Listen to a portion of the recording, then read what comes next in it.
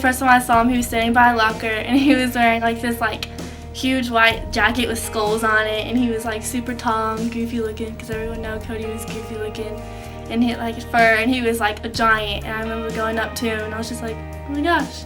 And then like pretty much like probably like the next day, he like asked me out. So I mean, before I even knew him, we just became like boyfriend and girlfriend. It's kind of hard to describe. Like, I didn't really have to do anything. I was just always having a good time with him. He was just a really funny person. And everyone says he was always smiling, because he was, but I always saw those times when Cody, you know, would like be really upset. I remember one time he told me he wrote down how he felt about life and how he felt about himself. And I was like, well, what did you write? He wouldn't even tell me. Like, he wouldn't tell a lot of people things. Me and him were actually like the closest we had been for like a really long time. I remember like we'd always call each other like little stupid names, and just like always want to be together. And like I was with him that whole weekend before he died, like Friday, Saturday, and then Sunday he was gone. And like I remember the last time I saw him, he was leaving to go like out of my house, and he was like running down because he wanted to hurry and watch some like little fighting thing on TV, and he just like ran. We were having like, it was fine, we weren't in a fight, we weren't anything.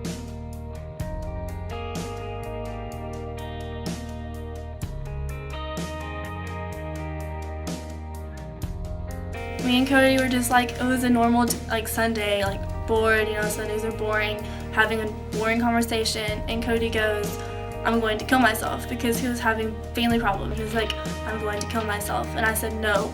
And he was like, what are you doing? And I said, nothing. And he was like, lie. And I was like, I'm bored watching TV. He was like, okay. And I said, okay. And he said, I'm going to kill myself. And I said, no. And I never heard from him again.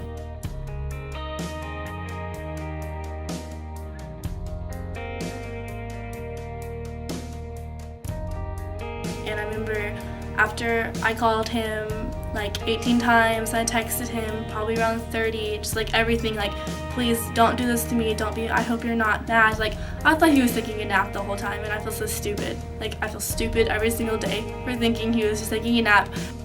And then I got to his house, and the police are already there in the ambulance, and his mom was on the ground, her knees just screaming. And I remember I asked the police, I was like, is he dead? And she was like, I can't tell you. And I was screaming at that police. I was like, he is my boyfriend for 2 years. You have to tell me.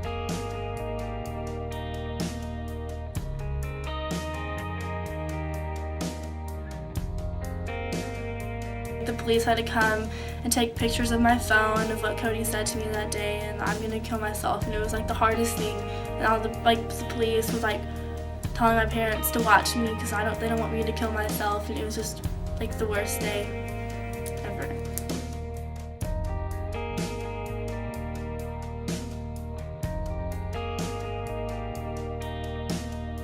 Well, people didn't say things to me until 2 months after. I know this one guy blamed me on Facebook, and like they would write, why did you kill Cody? Why would you kill Cody? Did you kill Cody? And just like meaner things. Like just one person, and I don't know who it was, but I wish with everything that I knew who it was, said that Cody would do anything for me, and he was the only person I could trust, and I was the only person he could trust, and how I repaid him was killing him, and how I deserved to die a painful death for killing him.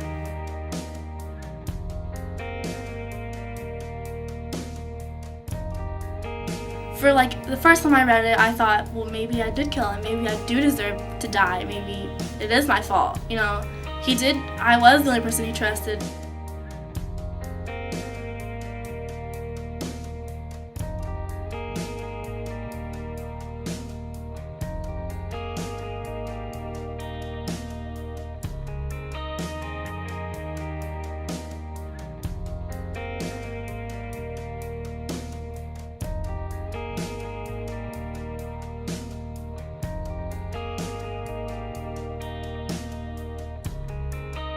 I would kind of be whatever about God, and just wasn't sure, like, there's a man up there. That sounds weird. Following God has really made everything better, and I just feel like everything happens for a reason now, and like hopefully that God has something planned, that Cody died for some sort of reason, and like little things just seem like coincidences that God are like giving me signs and stuff. It was a couple of nights ago. It was on March 11th, I remember, and I was looking in the sky, and it was the most amazing thing in my life. It was like these clouds and these rays of light coming through the clouds, and like at the bottom of the sky, it was like these red flames. It was like the weirdest thing I've ever seen. And I thought to myself, I was like, anyone who sees that, how can you look at that and not believe that there is a God up in those clouds? Like, it looked like there was heaven right there. Like, it was beautiful, and I stared at that thing till like I couldn't see it inside anymore. And like probably before Cody died, I would have been like, oh, cool. But now like I know there's a God, and I know He loves us all.